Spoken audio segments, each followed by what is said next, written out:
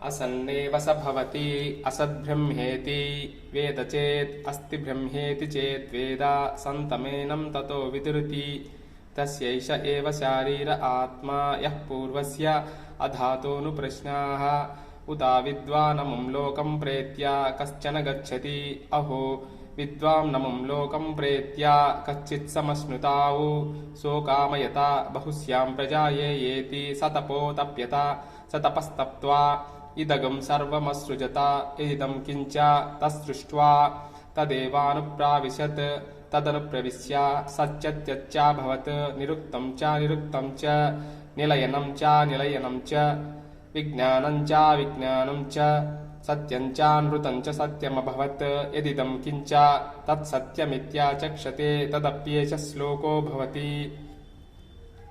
ఎవరు సర్వాంతర్యామైన బ్రహ్మమును లేడని చెప్పుచున్నాడో వాడు ఆ విధముగా చెప్పుచున్న సమయంలో తాను కూడా లేనివాడే అగును. సర్వాంతర్యామి అయిన భగవంతుడు ఉన్నాడని తెలుసుకున్న క్షణంలో తాను ఉన్నవానిగానే అగుచున్నాడు. ఈ విధముగా తెలుసుకొనుచున్న వాని శరీరమునందలి ఆత్మయే బ్రహ్మము. ఆచార్యుడు ఈ విధంగా ఉపదేశించిన తర్వాత శిష్యుని మనసులో పైన చెప్పిన విషయానికి సంబంధించి కొన్ని ప్రశ్నలు బయలుదేరాయి. బ్రహ్మమును గూర్చి తెలియనివాడు మరణించిన తర్వాత బ్రహ్మమును పొందుతాడా, లేక తిరిగి ఈ లోకమునే చేరునా? అట్లే బ్రహ్మజ్ఞాని మరణించిన తర్వాత పరమాత్మలోకమును చేరునా, లేక తిరిగి ఈ లోకమునే చేరునా?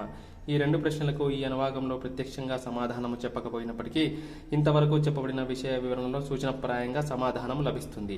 బ్రహ్మమును తెలుసుకున్నవాడు బ్రహ్మయే అవుతాడు. బ్రహ్మవిత్ బ్రహ్మైవ భవతి అనే ఉపనిషద్ వాక్యం అనుసరించి విద్వాంసుడు ముక్తుడై పరమాత్మలోకమును చేరగలడు.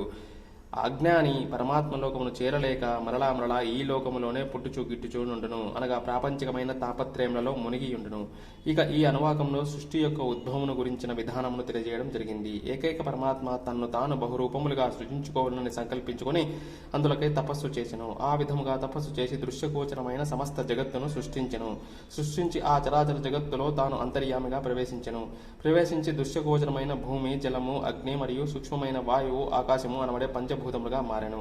అంతేకాక నిర్వచనీయము, అనిర్వచనీయము, ఆశ్రయము కలదిగాను లేనిదిగాను, విజ్ఞానము అవిజ్ఞానముగాను, సత్యాసత్యములుగాను కూడా ఆ సర్వాంతర్యామి అయ్యను. క్లుప్తంగా చెప్పాలంటే ఈ సృష్టి అంతా ఆ పరమాత్ముడే అయ్యను. ఈ కారణం చేతనే ఆ పరమాత్ముడే సత్యస్వరూపుడని ఋషులు చెప్పుదురు. ఈ విషయమును గురించియే ఈ శ్లోకంలో చెప్పబడినది.